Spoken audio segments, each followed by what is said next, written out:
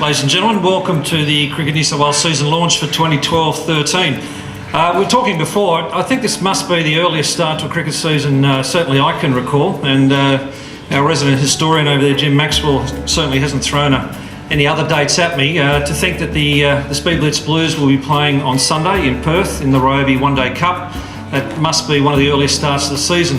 Hence us all being here today, and it's very much appreciated that you've made the time and effort to get here. And first and foremost, Cricket New South Wales greatly appreciates the support of the RTA, then the Roads and Maritime Services, and now Transport for New South Wales, and its sponsorship of the New South Wales Speed Blitz Blues. This sponsorship is now in its 11th year, and I wanted to share with you some data on the effectiveness of the sponsorship. When the sponsorship began in 2002, 561 people died on New South Wales roads. 9 years later, 2011, last year, 376 people died on New South Wales. So, as you can see, a significant decrease in fatalities on the road.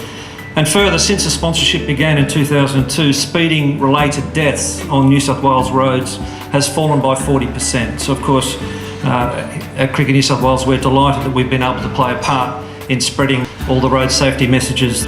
And as Jim mentioned earlier, it's fantastic that the Australian captain, Michael Clarke, will be available for the first three Sheffield Shield matches of the season. And to put that into context, over the last 6 years, Michael's played just 4 Shield matches for New South Wales due to international commitments. So, as you can imagine, we're all very excited about his availability and the fact that he's able to lead the team for the first 3 games of the summer. It's my great pleasure to be here representing the New South Wales Government for the launch of the new season. It is important to acknowledge the fact that the government does value our partnership with cricket and the sponsorship, not just for the sake of sponsoring sport, which of course is always music to my ears as a sports minister to see money being ploughed into sport, but more importantly from a road safety perspective. So the fact that the figures that David just read out to you about the impact of the sponsorship over the 11 years of the government's involvement with cricket in New South Wales is a fantastic result for our community. We're delighted to be here today and to continue our support of cricket, New South Wales and the Lend-Lease Breakers. At Lend-Lease, we work hard to create a diverse and an inclusive culture and acknowledge all the ways in which people differ. While we operate in an industry with a traditionally more male-oriented profile and reputation, at Lend-Lease we value women in the workplace and we are committed to supporting diversity. I acknowledge the Breakers in a similar setting and admire their winning combination of style, grace, and of course speed. With that said, I'd like to congratulate the Lend-Lease Breakers. You've had another fantastic season, and both of team results and individual achievements. Congratulations.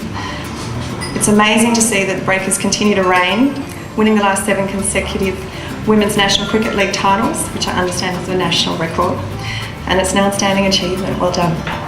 It gives me great pleasure to announce the captain of the New South Wales Speed Blitz Blues for 2012-13, Michael Clarke.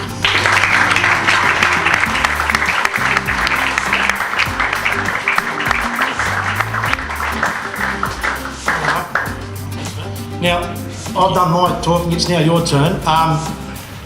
How does that feel?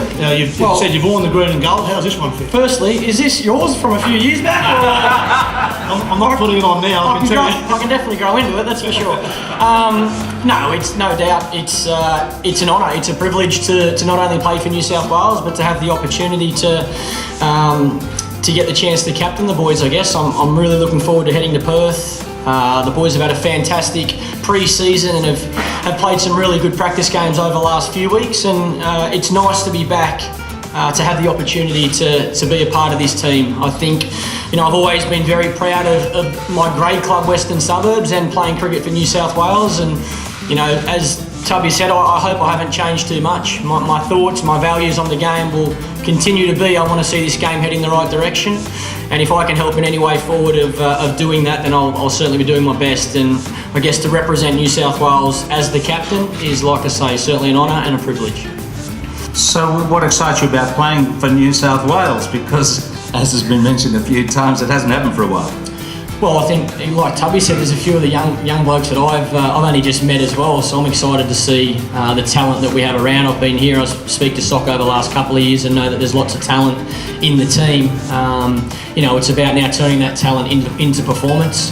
You know, being a part of the Australian team, you always want to see, you know, the first class cricket being as strong as possible, and I've said for a long time that when New South Wales, well, a lot of people have, when New South Wales is strong, the Australian cricket team's strong, and I do believe that. You know, I feel I play my best cricket when I've got a lot of batting under my belt, so I'm going to have to work really hard leading up to the first Shield game to make sure I'm in the nets and working hard and catching plenty of balls in the slips to be ready. I think, you know, when you go and play in somewhere like the UAE, Dubai, it takes it out of you physically because of the heat. But when you're playing through the Australian summer, it's more about the mental tiredness than the physical tiredness. So yeah, like I said, for me, it's about trying to get enough cricket under my belt so I'm ready to perform right now, and then mentally, you know, give myself a break in any ways I can throughout the summer. Look, I'm very excited about what the season ahead might bring. The Breakers have trained very hard over the last sort of 10 weeks or so, and we have a new coach in Joanne Broadbent who brings a whole lot of experience as an Australian player and who played for a very long time, and she's already brought new ideas to our training, and in particular we have a focus on the T20 game and getting our first title there. That was a disappointment last year, but we're certainly going for our 8th straight National League and hopefully our first T20. The challenge that we face as a Breakers squad is that we just have so much depth and so much talent. So firstly, selecting the 11 is a very difficult task, and actually we're just so privileged with how many bowlers we have in the side, and how I'm going to use them is one of my biggest challenges, but it's a good problem to have. All right, so what tips are you picking up from the new captain about being captain when you take over as the season unfolds? I think I'll just try and be a sponge, actually. I mean, it's great that we get the opportunity to play with Michael, and we've seen the work that he's done with the Australian cricket team. I think when you look at that Australian side compared to a generation gone, it doesn't necessarily have the strength in singular players, the Warnes or the McGraths, but the way that he's been able to get that group and play together, which was, you know, indicated in the West Indies and also the 4-0 series against India. You know, we're just hoping that he can carry that on with us and get us playing together. We've had a great pre-season. Chandy and the coach Anthony Stewart have worked extremely hard in getting the culture right and getting the fit right, and we've had a really, I'd have to say, the best pre-season I've had being a blue bagger, and hopefully that can translate into a few performances.